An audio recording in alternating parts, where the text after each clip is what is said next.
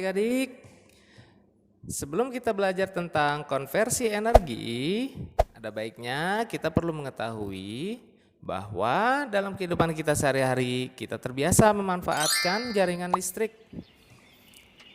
Jaringan listrik atau tenaga listrik yang secara kasat mata itu tidak terlihat dan tidak dapat diraba, namun dapat dirasakan manfaatnya. Karena listrik dapat berubah dari suatu bentuk ke bentuk yang lainnya. Baik adik-adik, kita jelaskan pengertian tentang konversi energi. Konversi energi listrik adalah terjadinya perubahan bentuk energi listrik menjadi bentuk lain. Contoh perubahan energi antara lain sebagai berikut. Energi listrik menjadi energi panas. Misalnya pada setrika listrik, kompor listrik, dan solder listrik. Energi listrik menjadi energi cahaya. Misalnya pada lampu. Energi listrik menjadi energi kimia. Misalnya pada penyetruman atau pengisian aki. Energi listrik menjadi gerak. Misalnya pada kipas angin, blender, mesin cuci, dan mixer.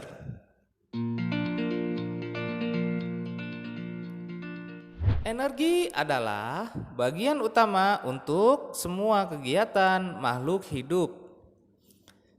Termasuk manusia dalam memenuhi kebutuhan hidupnya selalu memerlukan energi.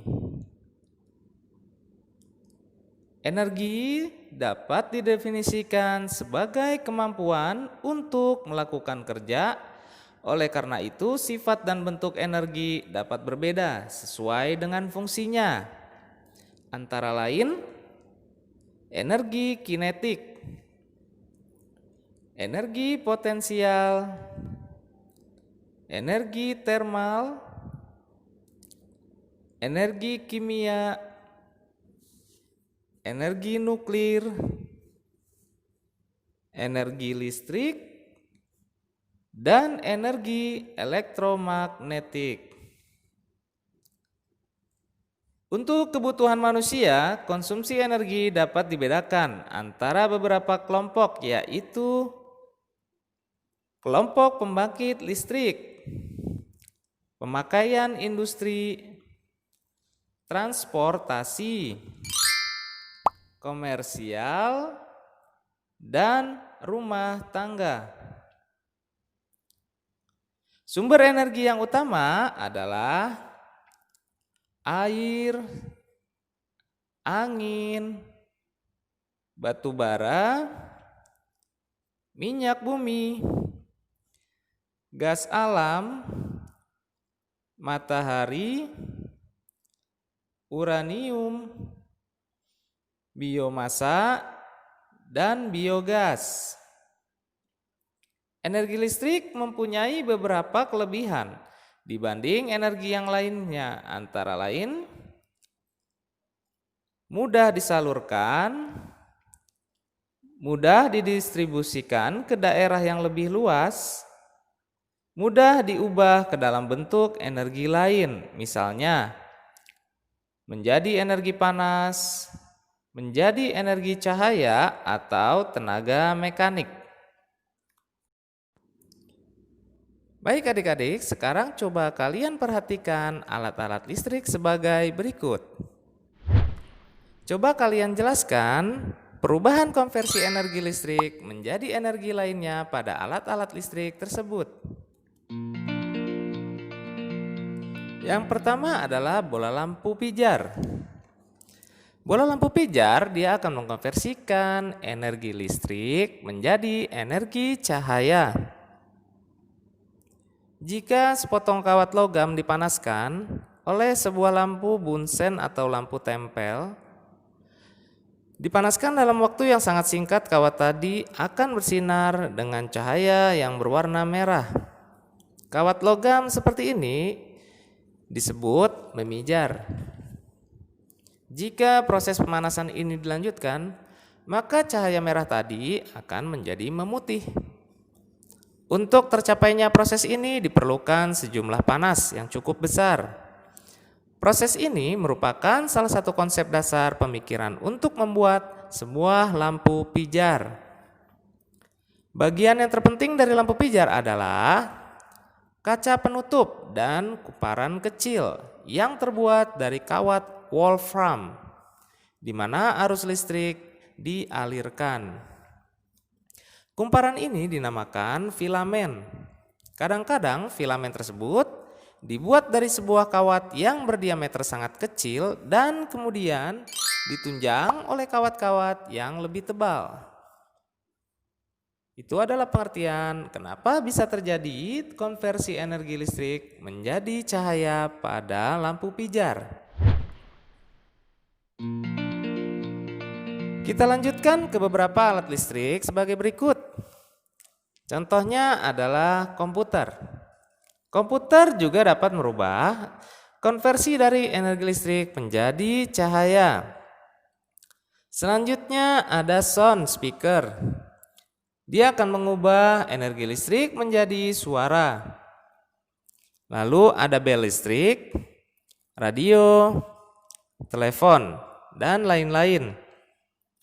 Selanjutnya ada rice cooker. Rice cooker mengubah energi listrik menjadi panas. Begitu juga dengan setrika, kompor listrik, dan solder. Selanjutnya ada kipas angin. Listrik menjadi gerak. Selain itu ada blender dan mesin cuci. Kita lanjutkan adik-adik dengan membahas pengertian dari listrik statis. Listrik statis merupakan listrik yang diam. Di saat dua zat atau benda, contohnya tangan kita dan balon saling digesek-gesekan. Material yang memiliki daya tarik lebih lemah, yaitu tangan akan ditarik elektronnya dan menempel pada benda yang daya tariknya lebih kuat, yaitu balon. Dengan demikian, maka kedua zat tersebut mempunyai muatan listrik, di mana material yang elektronnya hilang akan memiliki muatan positif dan material yang mendapat elektron jadi bermuatan negatif. Listrik statis dapat diciptakan dengan reaksi yang ditimbulkan dari dua benda yang mempunyai muatan listrik yang berbeda. Listrik statis yang sering kita temui dalam kehidupan sehari-hari adalah di saat kita menyisir rambut. Maka tanpa sadar, kadang rambut kita akan terbawa berdiri seiring gerakan sisir. Hal ini terjadi karena adanya interaksi antara rambut dengan sisir. Kain sutra yang digosok-gosokkan pada kaca batangan.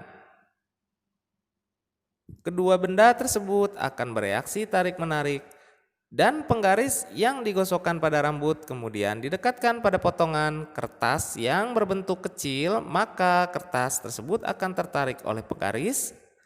Seakan ada medan magnet yang menariknya. Kalian bisa melihat gambar sebagai berikut.